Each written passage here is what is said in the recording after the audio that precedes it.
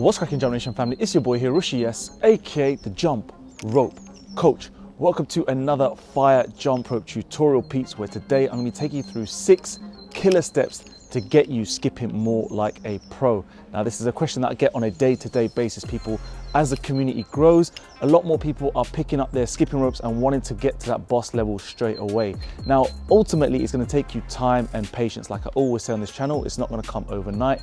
You need to put in the time to practice. However, if you follow these quick tips and correct your form from the get-go, I assure you, you'll be getting heads turning wherever you skip. So if that's something that interests you, please stick around till the end of this video, and I'll see you after these quick messages. Peace.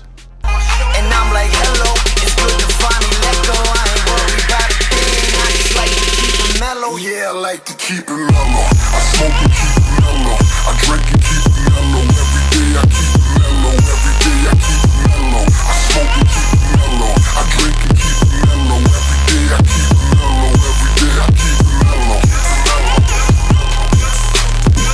Right guys, let's get straight into this tutorial and get through these 6 points as quick as possible, right? So the first point is your rope length. Now, this is where most beginners tend to go wrong. At least 95% of beginners have an incorrect rope length from the get-go, and that's going to change their body position, their arms, everything, which we'll get into like later on in the tutorial.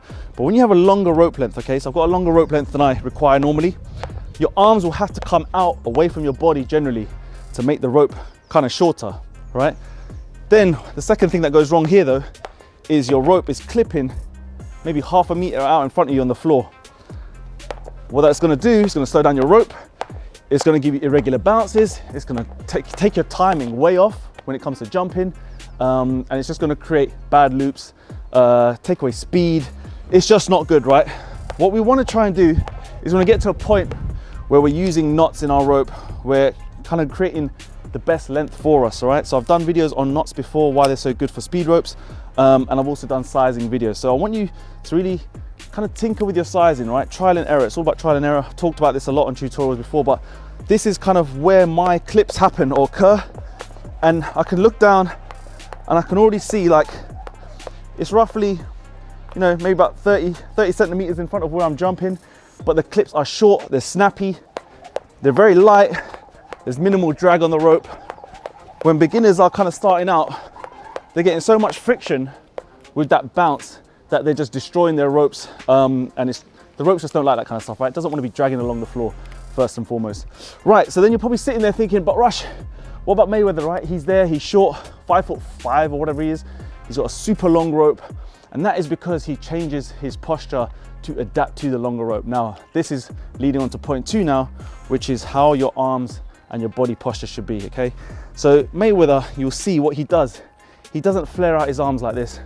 He keeps his kind of back retracted. If you can see from the side angle here, back retracted, elbows go back. And if you're going to be learning and wanting to learn the kind of Rush Athletics style, Mayweather kind of boxing style, what you need to remember is the reason why we have these elbows back, perched up like this, imagine you're going to do like a tricep dip, is because it allows us then to keep a slightly longer rope, but it allows then the arc to become narrow, if that makes sense, all right? So we've gone from here to here. We've now brought the wrists in closer, arms have gone back. And for me personally, aesthetically, it looks a bit more pleasing, but by bringing the wrists closer together like this, you can then move between transitions real nice. And it's gonna really lead onto, for me, more efficient double unders, crossovers, which we'll get onto as well in the next few points. So try and do that, guys. If you're starting out with your rope, it's going to feel a little bit foreign. If you're out here, that's not good. If you're even here with your elbows in, which most people say is good as well, but then their hands are out, that's not good either. That's going to really restrict you, really make it difficult to get revolutions, good crossovers, timing. I want you to try and focus in on getting those elbows back, right? Retract the back so you get a real nice workout on the back. But it just feels good when you can control the rope from this position. Now, there are some schools of thoughts that talk about maybe even keeping your wrist down like this, down here by the sides. Here again, you're gonna have to shorten your rope and you're gonna have to adapt to that, change your timing, but just go with what feels right, okay? But the main thing is stay away from outstretched arms. It's not going to do you any good. Third point, peeps, is actually now the wrist positioning. Again, I've done a full-on video about wrist positioning and how you should hold your skipping ropes. For me personally, I have the thumb perched up here. That is the bit that's going to really control where my rope goes, okay? I've talked about how bringing in the elbows bring the wrists closer together, and that's super important. If you can get your wrist here, then the rotations are simply this. It comes out a little bit, then in, out, in. It's not out here only. Beginners will tend to always skip when I see them rotating their wrists here. So their wrists are facing the sky or up above, and they just keep their wrists locked in like this. What I tend to do, and what most of the best boxers and best skippers that I've seen anyway, is they tend to go out and then push forward, out, push forward. That's the kind of technique that they're using. So their wrists are closer now. By having the wrist closer, you can hit the transitions quicker, but your wrist positioning isn't locked like this. When you stay locked like this, guys, it's so difficult to turn your hands over. Crossovers are a bit more harder. Whereas if you can get it to go out, forward, out, forward, out, forward, you're pushing the rope forward, you're getting much more speed, a lot more kind of momentum, velocity through the rope. Next point now is your footwork. This is where 100%, nearly 99 to 100% of beginners are going wrong because they're not focusing on enough, giving enough time to their footwork. They're already trying to put their time into skills, into combinations, high advanced moves. And what I want you to do is I want you to spend a little bit more time on really focusing on your basics. So here I'm doing a boxer step. Most beginners might stay here with a basic bounce, but I want you to focus on transferring weight from one leg to the other. Skipping on one leg. This is a drill that I've given many times. This is going to allow you to start to sense how to really condition your legs to take the weight. So a boxer step is a very good place to start. High knees, but go through as many drills as you can on footwork. I've got a whole catalog, loads of videos on different styles. So give that a go. Don't want to be flexing those knees, coming down heavy. Don't want to be hitting the heels on the floor. The amount of people I see right now skipping with their heels crashing on the floor. You do not understand the long-term damage it's going to get you if you are doing that. The heels, for me personally, should never really hit the floor. When it comes to skipping, conventional methods, whatever method it is, you shouldn't be having your heels on the floor. You should be crashing down on them. It's going to stress and give you so much impact on your knees, your hips, your ankles. And look, if you're doing high risk maneuvers, you know, crazy quadruple unders, if you're pro, fair dues, whatever makes you happy. But if you're a beginner, you shouldn't be doing that, okay? So light on your feet, balls of your feet, heels off the floor always. Every single footwork you do, the heels never touch the floor. So that's a good point to start, peeps. Just give yourself some time to always focus on footwork before anything else. Point number 5, guys, we're getting there. Crossovers, all right? Crossovers, again, beginners, I've included this because beginners always want to get into crossovers. I've got tons and tons of tutorials on crossovers. But where do beginners go wrong with this? One, they snatch at the crossover. So if your arms are fine, that's good.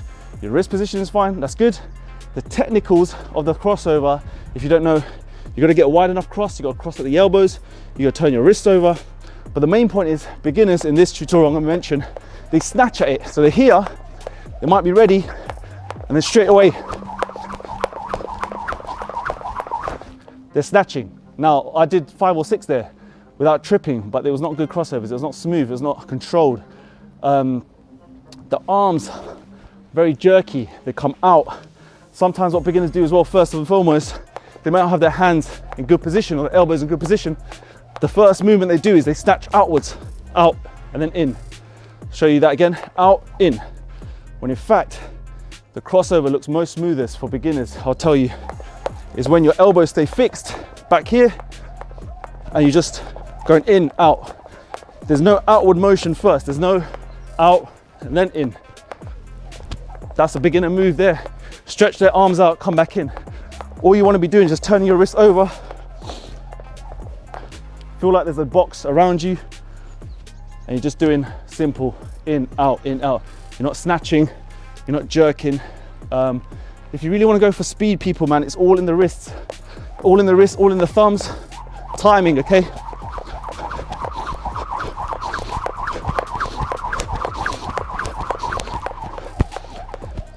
You want to be controlled with your movements. You want to be controlled with your wrists. You want to have a natural feel. You don't want to be jerking and just, yeah, that looks weird, doesn't it? But yeah, that's what most beginners do. Last one is double unders, right? We're getting through this quickly. Double unders now is, again, it's not a beginner move, but I know beginners watching this are going to be trying double unders or have been trying, not successful or not smooth. Most people, again, if they haven't sorted out, I'm getting tired. If they haven't sorted out their arms, as long as your arms are in, okay? If your arms are out here and you're starting double unders, you're already going to fail. You're not going to be able to go for a long time because you're going to be engaging too much rotator cuffs. You're making the rope shorter, which is not good. So providing you followed all these steps along, got your thumbs in the right correct position, got your wrists closer together, arms back, okay, right rope length, then you'll be making sure that your arcs are narrow as possible for double unders, all right? Again, your rope length needs to be ideal. You only want tiny clips on the floor. You don't want to be wasting or being like inefficient anywhere, right? So to be able to do double unders for days, peeps, you get those wrists close together. Just have a look at my arcs, how narrow they are.